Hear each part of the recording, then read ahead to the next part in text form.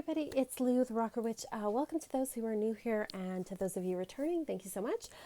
Thank you to all of the people who responded to the last video that I made talking about income inequality and tarot and, consumerism and collecting and all that kind of stuff. I had so many great comments, so many great points, and I'm glad to know I'm not alone in that I'm not the only one who can't afford like 100 indie decks and can just afford sort of the mass market stuff, especially right now with everything that's going on with, the cost of living. And I know it's affecting all of us, to some degree. So, I'm not the only one that has to like kind of live within a budget. And so that also made me think about affordable witchcraft, because I also see this in the witchcraft community as well, where if you go on TikTok or Instagram or YouTube, you'll find these videos of these like really perfect altars where, they have all sorts of herbs and candles and, they have, expensive, statues and,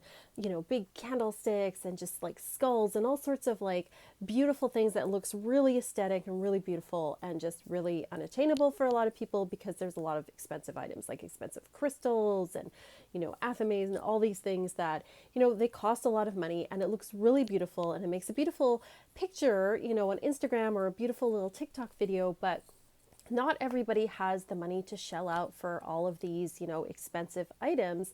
But that doesn't mean that you can't have a practice. And one thing I like to remind people as well is that those altars are set up to look that way for a photograph. It is a staged altar. It may not be a working altar. And in fact, in most cases, they probably aren't, right?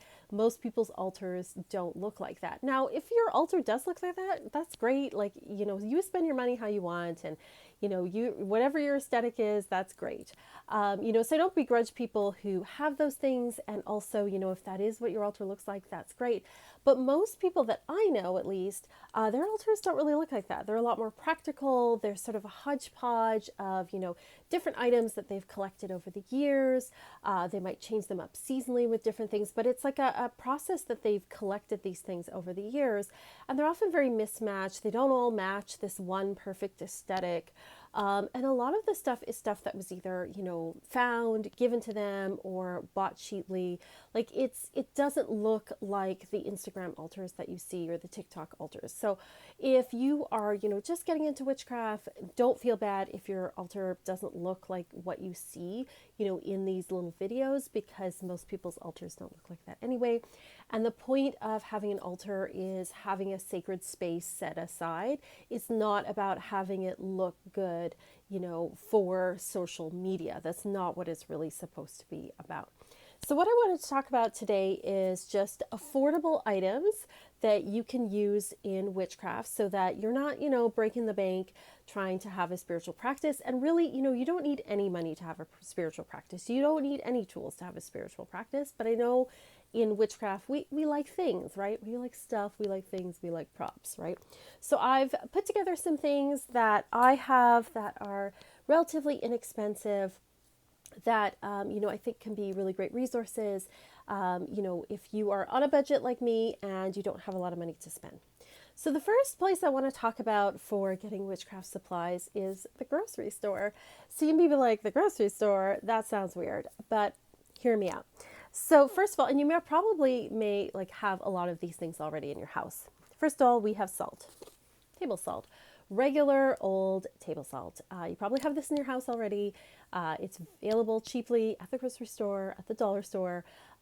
Salt. It does not have to be fancy salt. You do not have to have the, Himalayan pink salt. You do not have to have some fancy salt. Regular old salt will do the trick. And salt is like amazingly protective and cleansing. It is so great. I use it all the time, and you can get it at the grocery store. Salt, good old salt. Lots of herbs you can get at the grocery store. You do not need to go to, some expensive metaphysical store and get herbs. You can get lots of herbs and spices and things at the grocery store for cheap prices. We have good old sage at the grocery store. You may even have some already in your cupboard. Some people think you have to have like, a certain kind of sage. Sage is sage. There's lots of varieties, and they all do the same thing. They are all protective. So yeah, sage in spell work. I mean, you can get it fresh or dried at the grocery store. Basil's another one. I have that somewhere else. I didn't bring it out, but I have that somewhere else. And then other things like rosemary's another one that you can get at the grocery store. Mint. And these are all like common herbs that are used in various different spells and things, and they're relatively inexpensive. You may even want to grow them in your garden or on your windowsill. I am not much of a gardener myself, and not everyone has access to a garden. Not everybody has, a yard. Some people live in apartments and they don't have that. And you can grow some of these things in like pots and things on a windowsill or on a balcony or stuff, but not everybody's a green thumb. I'm not a green thumb. So grocery store it is for me. Cinnamon. You get like a big old thing of cinnamon. I got this at, this is the club pack from Superstore. Lasts me forever. Cinnamon is really great for lots of spells. And then we have chili powder. Chili powder is awesome for driving people, things, stuff away. It repels things. It is hot. It is irritating. If you need to send something or someone away, chili powder is going to do that. And you can get a big old tub like this for not a lot of money. And all these things can be used in cooking as well. So herbs, grocery store, dollar store even, sometimes I've seen stuff in there as well. So you can get all these things there. Another great thing you can get at the dollar store is candles. These are tea lights. They're pretty inexpensive. This is a pack of 32 tea lights for $2.50 Canadian. You don't have to have like you'll see people with like these giant candles, and they've got herbs in them, and they're very fancy, and those are great. I mean, if you have them, that's awesome. If you can afford them, that's awesome, but not everybody can. There's nothing wrong with tea lights. There's nothing wrong with tea lights. You can use tea lights in a spell. You can get the little votive candles as well. Another find I got, this was not a dollar store, it was Amazon, but I have seen these at the dollar store too, is they call them birthday candles, but they're actually charm candles. Yeah, I've seen them under different names. I've even seen like them as like Hanukkah candles sometimes, but this comes in, I don't want to tip any of them out, but all the colors of the rainbow, which is why I picked it, because I've got 2 rows of white here, because white substitutes for everything. I've got yellow, green, blue, purple, pink, orange, red, and black. I wish I had like another line of black, but I'm not going to complain. Black candles, awesome. So yes, you can get this. I got all of this. I think it was like, I don't know if it was $10 or something on Amazon, Canadian. Maybe something like that. Anyway, it was pretty inexpensive, and I have like a whole bunch of charm candles, and I love these charm candles because they, this is about how big they are. That's one of the orange ones. They don't take like a ton of time to burn out. You can carve things in them. You can use these in spell work if you've got your variety of color. Now, you don't have to have colored candles. I know I like colored candles. I like color correspondences. But white will substitute for anything. So if you can even get a package of these in white, you're like pretty set. So don't be discouraged by all the fancy stuff that you see. You can still do a lot of stuff with really, really basic things. So candles, you can also, in the past, I used to, like, dollar store near me used to have like the bigger taper colored candles, and I don't know what happened, but they're like gone now. But I have in the past found the bigger candles in colors too. I've also found votive candles with, Jesus and Mary on them. And I have used those in the past as stand-ins on my altar for like the God and the Goddess. They're sort of like these symbols of the divine masculine and divine feminine. Also, if you're working with saints and things, and depending what area you're in, some dollar stores will have, candles with saints on them. So you can use those as well. So look around at your dollar store, the candle section. You might be surprised with what you find, and it's usually like relatively inexpensive. Also jars. So this jar is, well, it's got stuff in it. This was, I'm using this for a money. This is like a money jar, money bowl spell that we did in our coven. But jars are great. You can use them over and over again, especially, glass jars I recommend because they're so easy to clean out and they last. But glass jars are great for all sorts of different spells. And also just like if you have loose herbs and things, keeping them in a jar, like an airtight jar, can be really good as well. So I like picking up jars and things. You can also pick up little bottles and things if you're into making like your own oils or for moon water. I recommend the glass over the plastic because plastic does, deteriorate a bit over time, and glass is just like easier to clean out. And I think I don't know, I just feel like glass is nicer, but that's just me, right? Use what you have is my mantra. Crystals. You can go to your local metaphysical shop, and yes, I know it's that you see like the nice big crystals, and then there's rare type of crystals, and they're expensive. But really, the tumble stones are just as good. And there's all sorts of ones that are more common than others that are more inexpensive. So I have a few here. The first I have is rose quartz. That's relatively inexpensive. This one I got in the shape of a little heart. I think it's really cute. It looks more pink in real life. The light is sort of washing this out, but we've got our little pink heart here for rose quartz. Now, rose quartz, of course, is great for anything involving like love or softening your heart or opening your heart, any like sort of heart chakra issues, love, friendship, anything like that, easing the heart if you're going through like difficulty with like anything from heartbreak to depression. Rose quartz is great for that. So you don't need some big offensive, fancy stone. Rose quartz is awesome for that kind of stuff. Amethyst is super common and I love amethyst. It's like beautiful purple, and you can get tumble stones for like cheap. And it is also, a very commonly used crystal. I have fluorite here. Doesn't show up as much in the camera, but it's got kind of like the purple band here and then green. And I love fluorite for clarity. I think it's just like a really great stone. And again, you can find it. It's really inexpensive. I have a piece of carnelian here. Carnelian is great for creativity.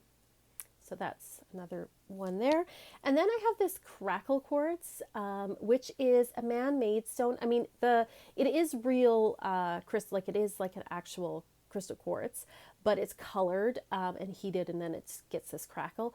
I don't mind working with man-made stones. Some people don't like that, but they're usually inexpensive as well. And that's just a small selection of like the inexpensive stones you can get. Tiger's eye is usually really inexpensive. Black tourmaline, which is great to work with for protection. Of course, clear quartz itself. There's lots of them. Citrine for abundance. Some people, most citrine is amethyst that's been heated up. When you heat up amethyst, it turns yellow and it becomes citrine. And most people don't like it if it's man-made heated, but it's really hard to find in nature. Like it does exist, obviously, but it's harder to find, tends to be more expensive. And there's nothing wrong with working with the citrine. Usually if the citrine's quite yellow, that means it's been, artificially heated. If it is more brown, it sometimes will be more like, might be the kind that was like heated in the earth. I don't have had any issues working with citrine as far as like it being man-made and stuff, or that's not really man-made, but it's like heated up by people to turn amethyst into citrine. But it's inexpensive, and hey, we're on a budget, right? And citrine is awesome. And so yeah, it's just a variation of amethyst. I have like a box over here with a bunch of crystals in it, so I could have gotten out even more, but I didn't want to drag them all out. And again, this is something I did over time. I did not buy these overnight. Like this collection's grown like, it's been like over a decade of this, like probably like 20 years of just like people sometimes give me stuff, or I'll go to the metaphysical shop, and sometimes I don't have like a ton of money, but I would be like, oh, hey, there's like a really nice like tumbled whatever for a couple of bucks. I'm going to get this. And then it slowly kind of builds over time. So don't feel like you have to rush out and like get everything at once. A lot of this is collected over time. Another thing is books of shadows. You will see on Instagram and TikTok, and I'm knocking things over, all sorts of, beautiful books of shadows. They're like leather bound, and they have like designs on them, and you open them up and they're like beautifully artistically rendered, and they're like works of art. And people feel bad because they're like, well, I can't afford that big giant book. And also like, I'm not that artistic. Your book of shadows does not have to look anything like that. It can be a scribbler. It can be like this. Like these, I get these at Staples. I don't know, is Staples in the States? I think it is. I like the 5-star. This is the 400 page. This is one of my regular journals. It is totally inexpensive. It is your basic like lined paper. There's nothing wrong with this. This is great. I think sometimes when we do get the nice, beautiful book, it can actually inhibit us from working with it because we think, oh, it's got to be perfect. I can't mess up. I can't make a mistake. I have to make this thing perfect. And especially if you are somebody who's on a budget and you can't just run out and buy another one, you're like, oh, I don't want to mess it up. And then we end up putting it on the shelf and never actually using it. So I recommend when people start that they actually start with these kind of, just like a regular notebook, whatever you like. We all have our preferences, right? Because it's not as intimidating. It doesn't matter if you make a mistake. The other thing too is you can always decorate these as well. You can sort of collage on the front or collage on the inside. You can put, sigil on here. You can put different symbols and stuff. You can make it your own.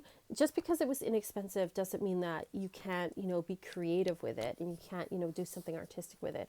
But don't let the beautiful things you see on Instagram be a barrier to you. Don't think because you don't have money for that you can't have a beautiful book of shadows if you want to do that. I do sometimes buy nice books. Like I got this one. It was on sale. I got this.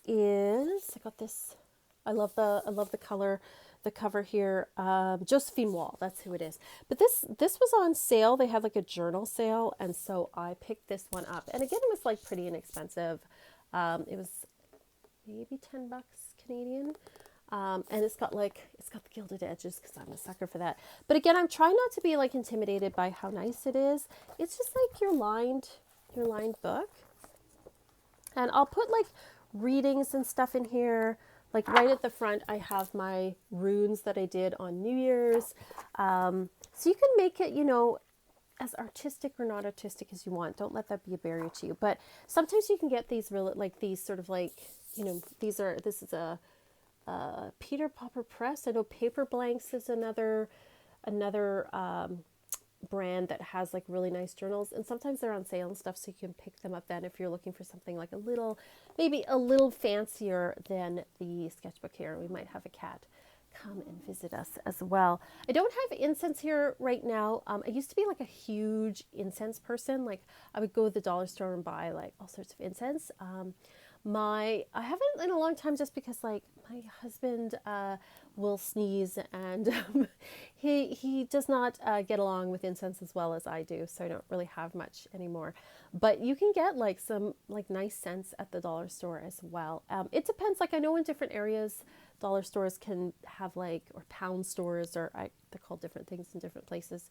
You can get things, and I know some people don't like dollar stores because of different issues with where does this stuff come from and plastics and consumerism and all that stuff. But if you're on a budget, you can't afford to buy the thing from handmade from the metaphysical store, and that's totally okay. And if you can, that's awesome. That's wonderful. I have nothing against that. I mean, if you have the money, spend it as you like. But I just want to give people options as to what different things that you can do and you can use if you are on a budget like myself, or maybe you're new and starting out and you are intimidated by all of these different, just aesthetic altars that you see on, TikTok and Instagram and YouTube and all these places. That it doesn't have to be like that. It doesn't have to look like that.